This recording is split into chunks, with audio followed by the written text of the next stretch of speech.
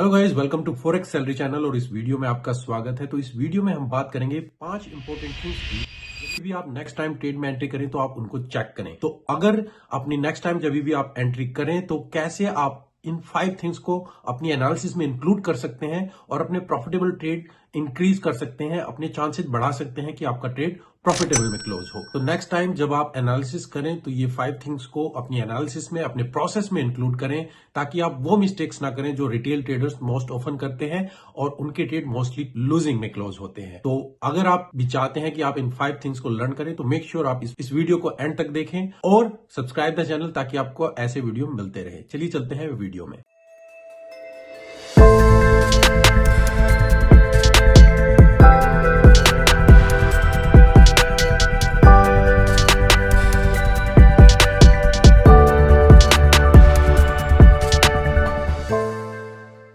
तो गाइज यहां पर हम बात करेंगे 5 इंपॉर्टेंट थिंग्स की जो आपको अपनी एनालिसिस में इंक्लूड करनी चाहिए जब भी आप नेक्स्ट टाइम ट्रेड लेना चाहें।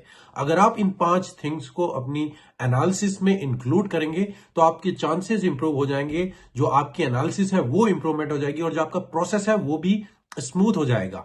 आप भले ही और भी चीजें इंक्लूड करते हो या सिमिलर वे में इस तरीके से आप पैटर्न फॉलो कर सकते हैं कि क्या आपका प्रोसेस प्लान होना चाहिए जो आप एनालिसिस करें और फिर कैसे आप उसमें एंट्री करें। तो यहां पर ये 5 इंपॉर्टेंट थिंग्स है जो मैं बताऊंगा, जो आप यूज कर सकते हैं स्टेप बाय स्टेप और फिर अपनी ट्रेडिंग एंट्री के लिए इंप्रूव कर सकते हैं। तो वहां पर सबसे पहली चीज आती है जो यहां पर मैं आपको बताना चाहूंगा, करेंसी स्ट्रेंथ। तो अगर आप फॉरेक्स में ट्रेड करते हैं तो करेंसी स्ट्रेंथ सबसे इंपॉर्टेंट है यहां पर, जो आपको इंक्लूड करना चाहिए। क्योंकि क्या होता है, फॉरेक्स मार्केट जो है इंटर रिलेटेड है, सभी पेयर एक दूसरे से इंटर रिलेटेड है। तो जब भी आप ट्रेडिंग के लिए पेयर चूज करना चाहें तो सबसे पहले फाइंड आउट कीजिए कि कौन सी करेंसी यहां पर स्ट्रेंथ में चल रही है और कौन सी करेंसी यहां पर वीक में चल रही है। जो करेंसी स्ट्रेंथ में है मेक श्योर आप उसके अगेंस्ट में ट्रेड ना लें और जो करेंसी वीक में चल रही है आप उसमें बाय के लिए ना देखें।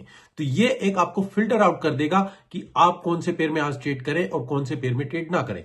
नॉर्मली अगर आप देखेंगे तो यहां पर 25 प्लस मेजर और माइनर पेयर्स होते हैं जिसमें से आपको सिलेक्ट करना होता है। और जब आप करेंसी स्ट्रेंथ को यूज करेंगे तो उसके बेस पे आपको पता चल जाएगा कि कौन से 2-3 पेयर हैं जो स्ट्रेंथ में चल रहे हैं और कौन से 2-3 पेयर हैं जो वीक में चल रहे हैं। उसके बेस पे आपको 5 से 10 पेयर मिल जाएंगे कि कौन से पेयर में मुझे बाय के लिए देखना है और कौन से पेयर में मुझे सेल के लिए देखना है। अब आप कहेंगे कि करेंसी स्ट्रेंथ हम किस तरीके से यूज कर सकते हैं। अगर आप मेरी वेबसाइट पर जाएंगे forexsalaryconnect.com, वहां पर जाएंगे तो वहां पर आपको काफी टूल्स मिल जाएंगे और इसके ऊपर मैंने ऑलरेडी एक वीडियो भी बनाया। अगर आप मैनुअली कैलकुलेट करना चाहते हैं कि करेंसी स्ट्रेंथ कैसे यूज कर सकते हैं, वो आप वीडियो के डिस्क्रिप्शन में भी जाकर देख सकते हैं कैसे आप करेंसी स्ट्रेंथ निकालें। या फिर मेरी वेबसाइट पर 3 से 4 टूल्स हैं जो अवेलेबल हैं, जो आप यूज कर सकते हैं कि कौन सी करेंसी स्ट्रेंथ में चल रही है, कौन सी वीक में चल रही है।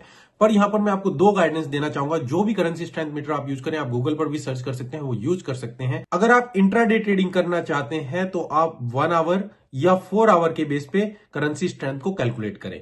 पर अगर आप स्विंग ट्रेडिंग कर रहे हैं तो फिर आप 4 आवर और डेली के बेस पे करेंसी स्ट्रेंथ कैलकुलेट करें। उसके बेस पे फिर आप जो भी पेयर्स निकल के आएंगे आप उन पेयर में फिर आप ट्रेड करेंगे। तो ये आपका पहला क्राइटेरिया होना चाहिए कि फाइंड आउट कीजिए कौन सी करेंसी स्ट्रेंथ में चल रही है और कौन सी करेंसी वीक में चल रही है। हमारा दूसरा क्राइटेरिया आ जाता है जो आपकी एनालिसिस में इंक्लूड होना चाहिए। जब आपका पहला करेंसी स्ट्रेंथ इंक्लूड हो गई, अब आपको 5 से 10 पेयर मिल चुके हैं, अब आप उनमें ट्रेड करने के लिए देख रहे हैं, तो अब नेक्स्ट स्टेप आपका होना चाहिए कि ट्रेंड। आपको ये फाइंड आउट करना है कि कौन सी करेंसी में क्या ट्रेंड चल रहा है, क्या हम अप ट्रेंड में है, क्या हम लोअर ट्रेंड में है या हम साइडवेज में है। ट्रेंड पता करने के लिए मैं आपको 3 चीजें यहां पर बताना चाहूंगा। जब भी आप पेयर को देखें जिस भी पर्टिकुलर टाइम फ्रेम में है, क्या मार्केट में वहां पर हायर हाई बन रहे हैं या लोअर लो बन रहे हैं। हायर हाई मतलब ये हाई इससे ऊपर और ये हायर लो इससे ऊपर, और इसी तरीके से लोअर हाई लोअर लो। तो अगर मार्केट में हायर हाई बन रहे हैं हम बाय के लिए देखेंगे, अगर लोअर लो बन रहे हैं हम सेल के लिए देखेंगे। इस तरीके से आपको पता चलेगा कि मार्केट में ट्रेंड क्या है और आप ट्रेंड के साथ कैसे बाय या सेल कर सकते हैं। दूसरा तरीका ट्रेंड फाइंड आउट करने का, आप मूविंग एवरेज यूज कर सकते हैं। अगर प्राइस जो है वो मूविंग एवरेज 50 से अबव चल रहा है तो आप उसमें हमेशा बाय के लिए देखें।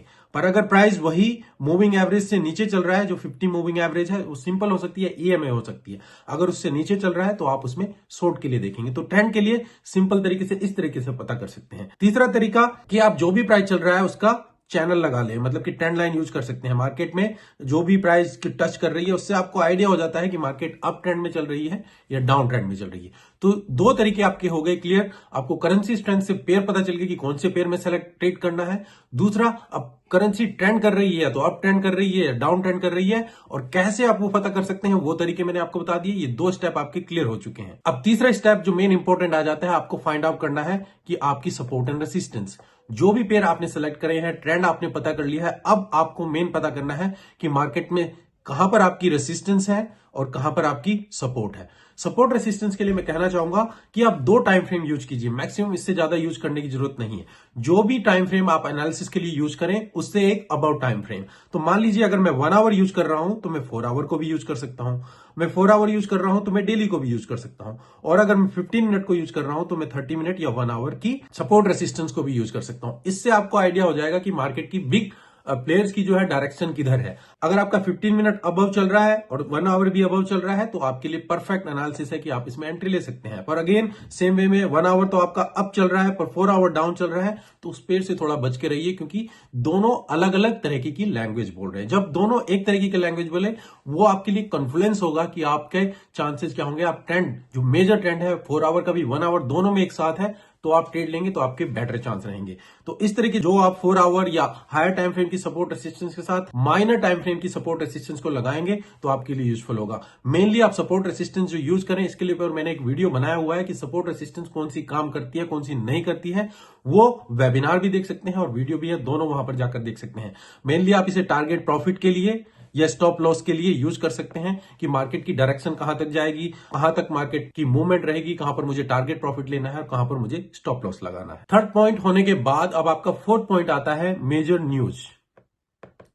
तो फॉरेक्स में क्या होता है, आपका फॉरेक्स कैलेंडर होता है जहां पर पूरे हफ्ते की न्यूज आने वाली होती है जो पेयर्स को इंपैक्ट करती हैं। डेफिनेटली जो मेजर पेयर्स की न्यूज है वो सभी पेयर्स को इंपैक्ट करेंगी। जैसे कि आप यूएसडी को देखेंगे तो यूएसडी से रिलेटेड जितनी भी न्यूज आएंगी मेजर न्यूज वो सभी पेयर्स को इंपैक्ट करेंगी, क्योंकि वो डेरिवेटिव है। मैं ये नहीं कह रहा हूं कि आपको न्यूज के बेस पे ट्रेडिंग करनी है, पर आपको उनसे अवेयर रहना है। न्यूज के लिए आप मेरी वेबसाइट पर जा सकते हैं forexsalaryconnect.com। वहां पर फॉरेक्स कैलेंडर सेक्शन में जाकर देखेंगे तो आपको सभी न्यूज मिल जाएंगी। मेनली क्या होता है, वहां पर प्रीवियस नंबर होते हैं, मान लीजिए वो 25 है, वहां पर फोरकास्ट होता है, मान लीजिए वो 30 है, और मान लीजिए वहां पर एक्चुअल नंबर जो आएंगे उस पर्टिकुलर टाइम पर, उस पर्टिकुलर डे पर वो प्लस में आ रहे हैं या माइनस में आ रहे हैं, वो उस करेंसी के लिए बेटर होते हैं या वीक होते हैं। तो आप उसको यूज कर सकते हैं। और भी वेबसाइट है, फॉरेक्स फैक्ट्री है, या गूगल पर जाकर आप सर्च करें FX स्ट्रीट या investing.com, बहुत सी आपको मिल जाएंगी। जो आपको यूज करना हो आप यूज कर सकते हैं। मेक श्योर आप एक दो को क्रॉस चेक करें, एक साथ यूज करें, तो आपको पता चलेगा कभी कभी कोई मेजर और माइनर न्यूज मिक्स ना हो। हमें न्यूज के बेस पे ट्रेडिंग नहीं करनी है, तो हमें यहां पर क्या करना है मेन मैं आपको यहां पर बताना चाहूंगा। आपको न्यूज से 1 से 2 घंटा पहले ट्रेडिंग नहीं करनी है, उससे पहले ट्रेड ना करें, क्योंकि क्या होता है जब न्यूज आने वाली होती है मेजर, मार्केट मोस्टली कंसोलिडेट करना शुरू हो जाती है। तो आपको अवेयर रहना है कि जिस पेयर में आप ट्रेड कर रहे हैं, मान लीजिए मैं ओजी जापानीज येन में ट्रेड कर रहा हूं और ओजी के पेयर में न्यूज आने वाली है 2 घंटे बाद, तो मैं अब उस पेयर में ट्रेड नहीं करूंगा, क्योंकि न्यूज आने वाली है, वो पेयर कंसोलिडेट करना शुरू कर देगा। और कितनी देर बाद तक आपको ट्रेड नहीं करना है, मैक्सिमम मैं कहूंगा 15 मिनट तक आप ट्रेड ना करें जब न्यूज आ जाए, क्योंकि उसका इंपैक्ट रहेगा। मार्केट काफी वोलेटिल हो जाती है, आपके स्टॉप लॉस हिट हो जाते हैं अगर आप एंट्री लेते हैं। तो 1-2 घंटा पहले और 15 मिनट तक बाद तक आप उसमें ट्रेड ना करें। अब आपका क्वेश्चन ये आएगा कि न्यूज का इंपैक्ट कैसे एनालाइज करें। तो मान लीजिए ओजी जापानीज येन में मैं बाय के लिए देख रहा हूं और न्यूज ओजी के लिए पॉजिटिव आती है, तो मेरे लिए एक एक्स्ट्रा कॉन्फिडेंस हो जाती है कि जिस पेयर में मेरे टेक्निकल एनालिसिस कह रहे थे कि मैं इसमें बाय के लिए देखूं, न्यूज भी पॉजिटिव आ गई, तो अब मेरे लिए एक बेटर फैक्टर है, अब मैं इसमें बाय के लिए देख सकता हूं।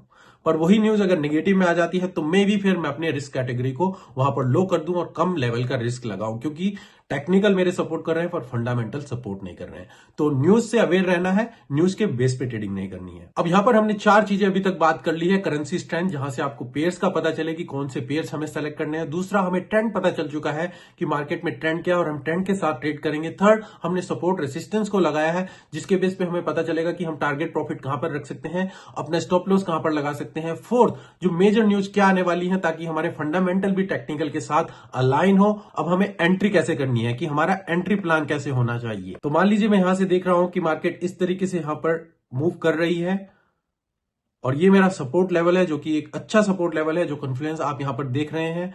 दूसरा, अगर मैं यहां पर कॉन्फ्लुएंस देखूं तो मार्केट में एक चैनल भी यहां पर चल रहा है और उसके अंदर ही मार्केट में मैं यहां पर मूव कर रहा हूं। तो ये दूसरा आपका इंपॉर्टेंट पॉइंट हो गया। तो पहला हमारा ट्रेंड हुआ, दूसरा हमारा सपोर्ट एंड रेसिस्टेंस हुआ।